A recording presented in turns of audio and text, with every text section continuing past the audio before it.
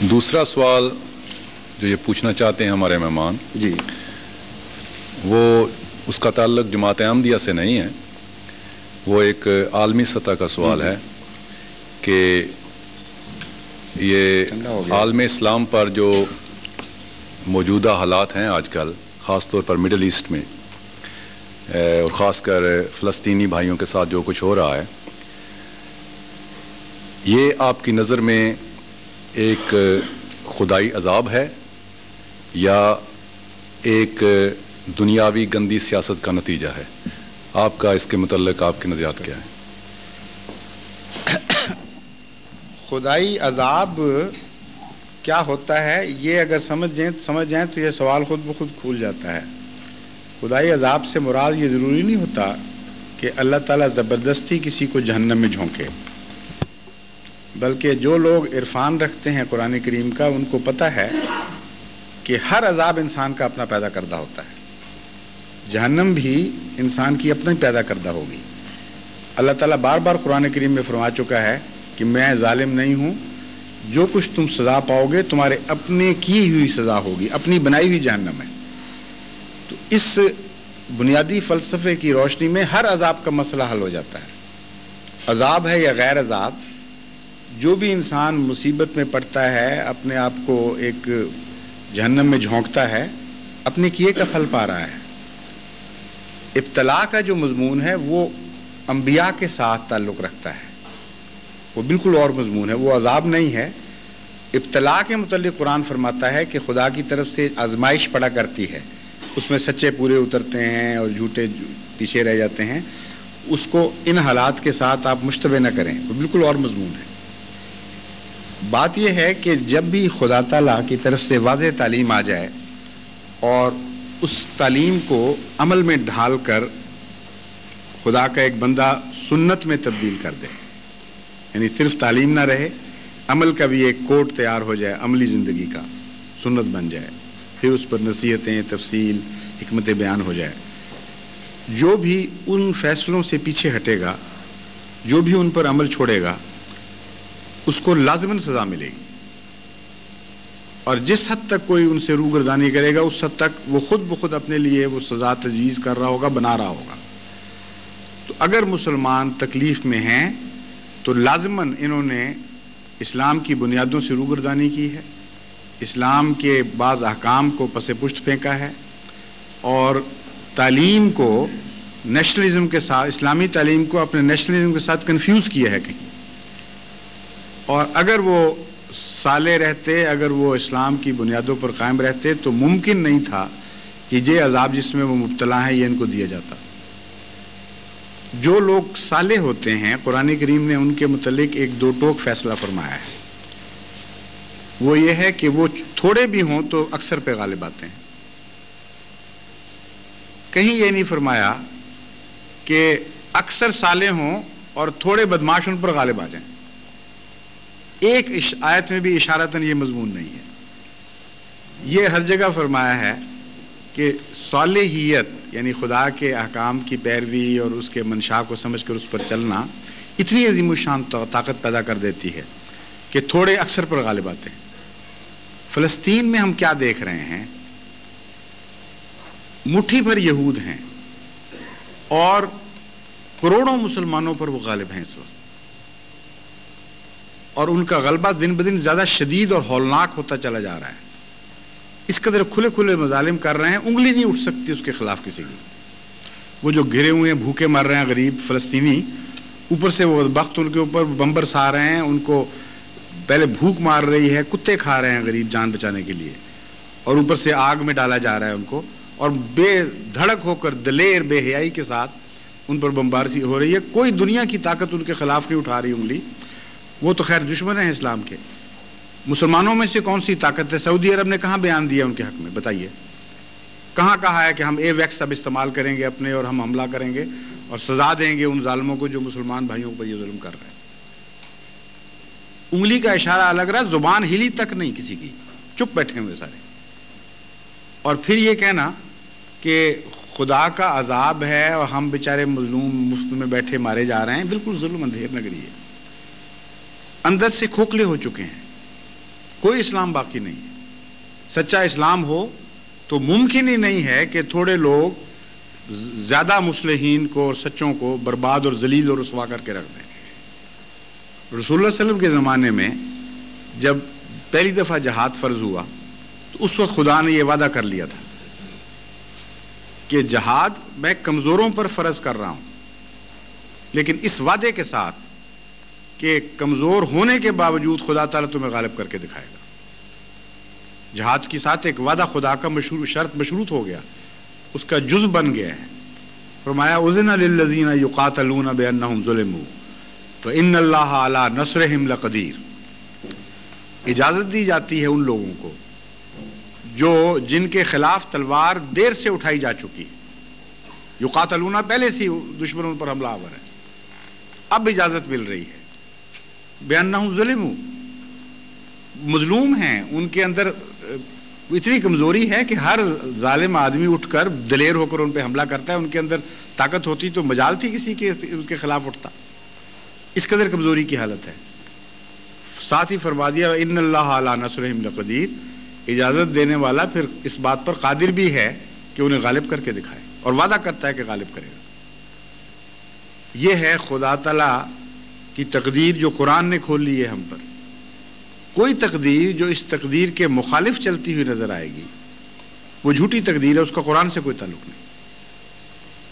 اس لیے اگر یہ جہاد ہو سچا اور جہاد کرنے والے جہاد کی شرائط پوری کر کے جہاد لڑ رہے ہوں تو ممکن نہیں ہے کہ خدا اس وعدے کو بھول جائے جو حضرت محمد مصطفیٰ صلی اللہ علیہ وسلم کی زبان پر جاری کروایا ہے۔ خدا سچا اور دنیا میں سب سے سچا حضرت محمد مصطفیٰ صلی اللہ علیہ وسلم، اس سے پکا وعدہ اور کیا ہو سکتا ہے؟ ان اللہ علی نصرہم لقدیر۔ ہم اجازت ہی نہیں دیتے بلکہ کمزوروں کو حوصلہ دلاتے ہیں، ہم پیچھے کھڑے ہیں تمہاری، بالکل پرواہ نہ کرو، اور ان کو لڑوا کر جب لڑوائے مروا دے۔ وہ اسلام کا خدا ہے نعوذ باللہ من ذالک جو یہ کام کروا رہا ہے۔ اس لیے اپنا آپ دیکھیں، اپنا تجزیہ کریں، اگر یہ وعدہ حق میں پورا نہیں ہو رہا تو لازماً اندر کمزوریاں اور نقائص ہیں۔ ان معنوں میں یہ عذاب الہی ہے کہ آپ نے خود روگردانی کر کے اللہ کی رحمت سے محرومی اختیار کر لی ہے اور دیکھ نہیں رہے کہ کیا ہو رہا ہے۔ پھر خدا تعالیٰ نے فرمایا تھا کہ رابطو، دشمن کی سرحدوں پر گھوڑے باندھو، ان کی چلاکیوں سے باخبر رہو، اپنا حفاظت کا انتظام اس طرح نہ کرو کہ گھر بیٹھے رہو، جب دشمن حملہ کرے تب پتہ چلے۔ رابطو کا مطلب ہے ہمیشہ سرحدوں پر رہو، نگران اور حفاظت کرنے والے، تاکہ پہلی لائن ڈیفنس پر حملہ ہو اس وقت تم لوگ خبردار ہو جاؤ۔ یہاں یہ حال ہے کہ مکے اور مدینے میں دشمن گھس گیا ہے، ابھی تک عالم اسلام کو خبر ہی نہیں کہ کیا ہو رہا ہے ہمارے ساتھ۔ یہ امر واقعہ ہے، اور اتنا ہولناک واقعہ ہے کہ مسلمانوں کو اگر اسلام سے سچا پیار ہو تو ان کی راتوں کی نیند حرام ہو جانی چاہیے اس بات کے اوپر۔ ساری دنیا میں سعودی عرب کا نفوذ اس عالم اسلام پر ٹھونسنے کی ایک نہایت خوفناک سازش ہے جو کھل رہی ہے، دن بدن زیادہ ہو رہی ہے۔ پاکستان کلیتاً مٹھی میں آ چکا ہے سعودی عرب کے، ملیشیا، انڈونیشیا، افریقہ کے ممالک، ہر جگہ سعودی عرب پیسہ دے کر اسلام امریکن طرز پر ایڈز دے دے کے اب ان کو قابو کر رہے ہیں۔ اور کون مسلمان نہیں جانتا کہ سعودی عرب 100% امریکہ کی غلامی میں ہے۔ تمام دنیا میں کوئی ایک حکومت ایسی نہیں جو سعودی عرب سے بڑھ کر امریکہ کی یسر غلام ہو اور 100% ان کی مٹھی میں ہو۔ اور کون مسلمان یا کون دنیا کا آدمی نہیں جانتا کہ امریکہ خود اس وقت جوز کی مٹھی میں یوں بند ہے کہ ہل نہیں سکتا ہو۔